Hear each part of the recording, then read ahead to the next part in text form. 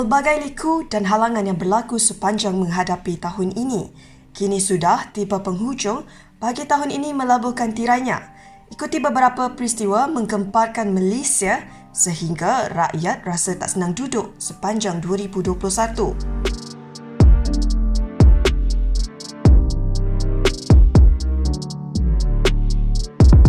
Ekoran peningkatan mendadak kes jangkitan COVID-19 pada awal tahun 2021 yang di-Pertuan Agong Sultan Abdullah Shah telah memperkenankan permohonan Kerajaan Muhyiddin Yassin untuk melaksanakan darurat sehingga Ogos tahun ini.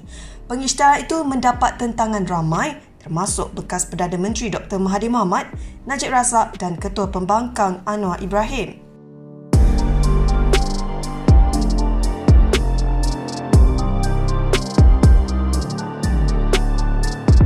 Pada pertengahan Jun lalu, Yang di-Pertuan Agong mengarahkan kerajaan mengadakan sidang parlimen secepat mungkin selepas bertemu pemimpin pelbagai parti politik dan menerima pendapat pakar politik.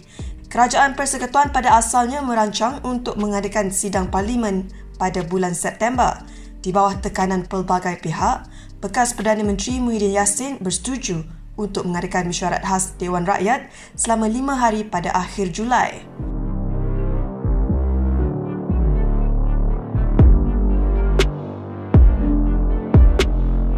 Ratusan aktivis berhimpun di Dataran Merdeka menuntut Muhyiddin Yassin letak jawatan sebagai Perdana Menteri kerana gagal atasi pandemik COVID-19. Beberapa peserta turut dilihat membawa patung replika sebagai simbolik mangsa COVID-19 diusung dan diletak di jalan berhampiran Dataran Merdeka.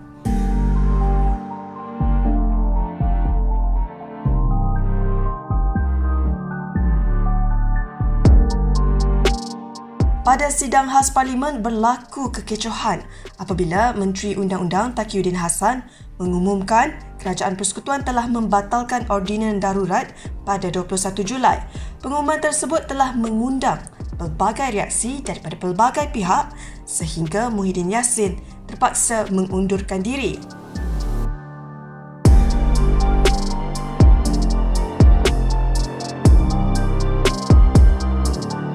Presiden UMNO Ahmad Zahid Hamidi mengumumkan UMNO menarik sokongan terhadap Perdana Menteri Muhyiddin Yassin. Perkara ini membuatkan kerajaan Muhyiddin goyah sehingga memaksa Perdana Menteri yang menggelarkan dirinya Abah membuat tawaran kepada pembangkang untuk mengekalkan kedudukannya. Muhyiddin juga telah menaikkan pangkat Ismail Sabri daripada Menteri Kanan kepada Timbalan Perdana Menteri. Selain itu, Hishamuddin Tun Hussein juga dilantik sebagai Menteri Kanan Keselamatan.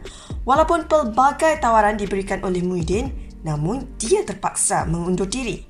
Bermulalah episod berkampung di hadapan Istana Negara buat para media sehingga Perdana Menteri baru dilantik iaitu Ismail Sabri.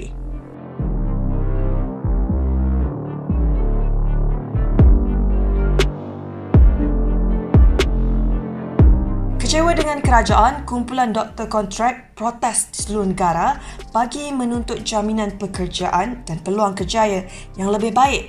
Protes serentak diadakan di hospital kerajaan seluruh negara menyaksikan doktor kontrak membawa plakat bertulis "Kami pakar masa depan".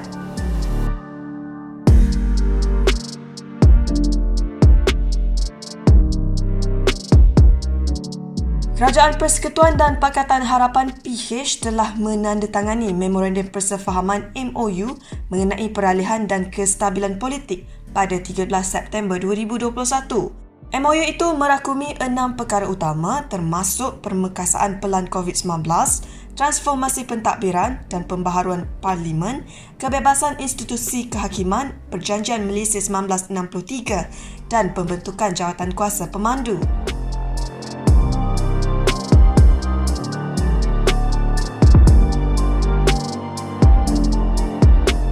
Berita baik bagi yang berumur 18 tahun kerana pendaftaran pemilih secara automatik telah diwartakan pada 1 Disember. Pindaan umur kelayakan pengundi 18 tahun telah berkuat kuasa pada 15 Disember selepas mendapat perkenan dari Yang di-Pertuan Agong berdasarkan Seksyen 17 Akta Pilihan Raya 1958.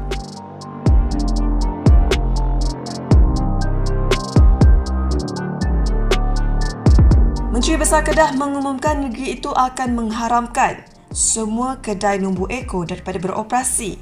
Muhammad Sanusi Muhammad Noor berkata, aktiviti perjudian menyebabkan keruntuhan institusi kekeluargaan selain masalah hutang.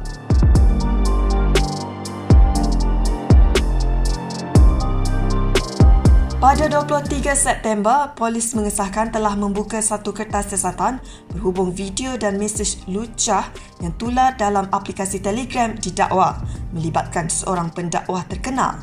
Abid atau nama sebenarnya Abid Irawan Ibrahim Liu dipanggil polis di Bukit Aman untuk merakamkan keterangan bagi membantu siasatan kes gangguan seksual.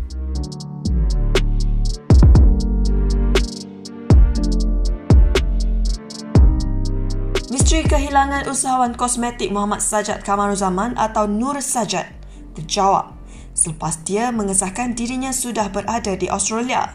Lebih malang, mahkamah mengarahkan harta miliknya disita. Ini berikutan tuntutan pampasan berjumlah RM200,000 yang gagal dibayar Sajjad kepada bekas tokisnya.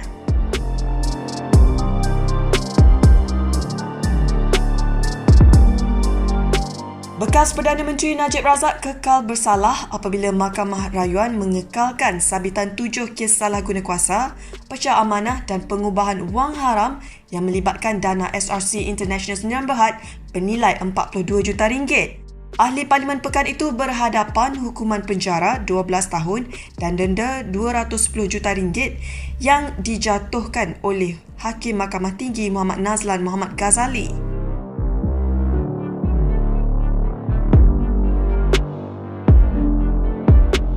Selepas 4 adun menarik sokongan terhadap Ketua Menteri Melaka Sulaiman Muhammad Ali, kerajaan negeri itu runtuh hingga memaksa pilihan raya negeri diadakan pada 20 November lalu.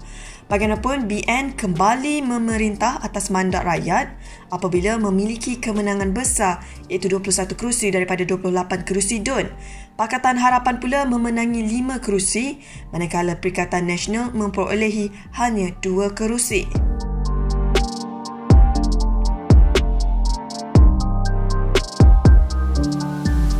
Mahkamah Tinggi Kuala Lumpur telah mengarahkan Kementerian Dalam Negeri supaya mendaftarkan Parti Ikatan Demokratik Malaysia Muda dalam tempoh 14 hari dan membayar kos guaman sebanyak RM10,000. Arahan itu sekaligus menamatkan perjuangan pendaftaran parti baru itu sejak September 2020. Presiden Penaja Muda Syed Saddiq Syed Abdul Rahman menyifatkan keputusan ini bukan sahaja kemenangan buat muda tetapi demokrasi di Malaysia.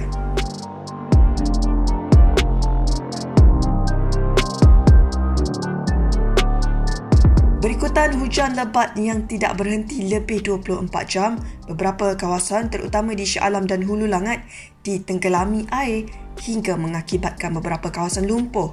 Ketika banjir yang berlaku di Lembah Kelang dianggap fenomena luar biasa, hingga ada yang tidak sedar banjir di Pahang lebih buruk. Lebih 45 korban dilaporkan akibat kejadian banjir dengan Selangor mencatatkan kematian yang tertinggi iaitu 25 orang, diikuti Pahang 15 dan seorang di Kelantan.